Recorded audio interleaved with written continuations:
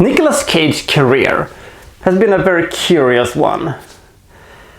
When the 2010s had rolled in, he had basically become almost a parody of himself, making horrible movies that bombed or got released straight to DVDs or was simply completely awful. This one is a bit of a combination of all of them, but I still think it isn't as bad as many people would have it. It was butchered when it was released, but I actually think that the movie we're gonna take a look at today, Season of the Witch, does have elements to it that is likable and that actually works. What does not work, but we're gonna take a look at what that specifically is. Season of the Witch.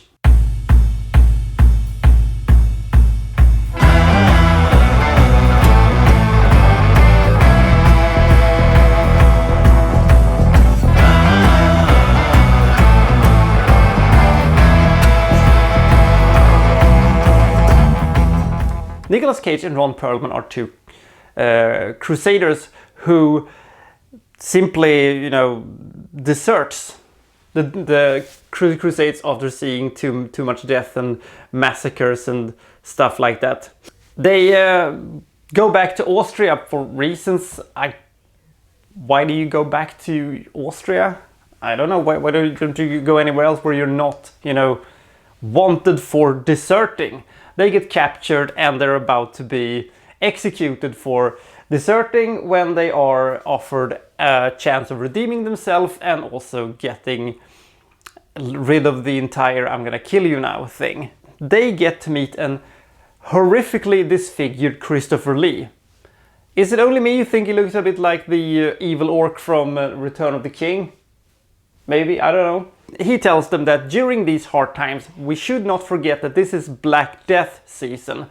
200 million deaths in 20 years. A third of the Earth's population just goes poof! And they think, of course, that witchcraft is an integral part of the entire Black Death kind of a thing. And they have found a woman that they think is a witch. Insert your favorite Monty Python, she turned me into a newt gag here. Perlman, Cage and a bunch of Redshirt gets a mission, a task, an adventure to go on. They're supposed to take this accused witch to some kind of a monastery somewhere in the Austrian mountains where some kind of super duper monks can determine whether or not she is an actual witch and perform some kind of a spelly thingy to get rid of her or something like that. Why these super duper monks can't come to them, I don't know. Maybe they like it up there in the mountains. Anyway, so they set off with this woman in this comically cartoonish cage on wheels through the Austrian wilderness and let the movie begin, or continue, I suppose.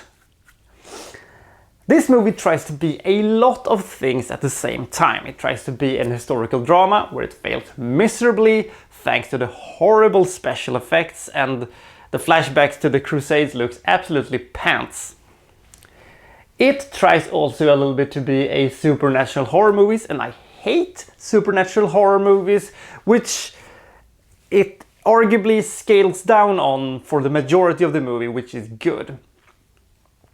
It also tries to be a suspenseful thriller. Here it succeeds better, and as a sort of, adventure journey fantasy kind of a thing, where it kind of works best, I think. When you're off with Cage in his horrible wig and you're wandering through the harsh landscape and you're thinking what's going to happen next, and something horrible happens and you're thinking, well, this is at least a bit entertaining. And I was really, invested into this one, despite, it's pretty obvious what's going to happen to everybody except me, because I'm dumb when it comes to movies. I don't know what it is, but whenever I sit down and watch a movie, I forget all the rules that applies to movies unless the movie is absolutely shit. Or the reveal is so obvious that, a toddler could see that.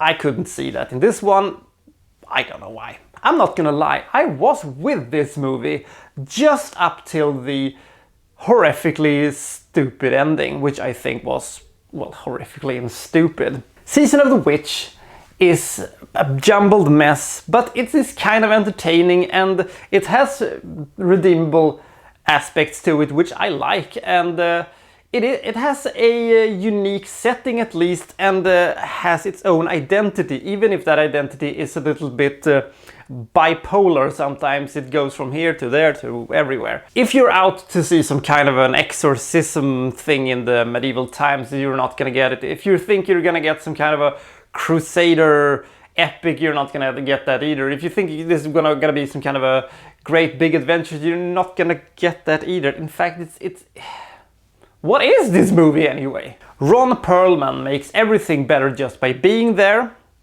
and Nicolas Cage is not too horrible in this one. With a unique setting and pretty okay cinematography, this one scratches itself to the rating of 42. I can understand why some people butcher this one, but I think it is a little bit unfair to it. It isn't as terrible. Whenever I hear the band Cage song The Scarlet Witch, I think it should have been inserted somewhere into this movie. The Scarlet Witch! The Witch! Taken by the Scarlet Witch! It would be kind of fun to have that. It's a pretty awesome song. What was I? Oh, yeah, see you next time reviewing, well, so-and-so from such and such. Thank you for watching, thank you very much. The Scarlet Witch!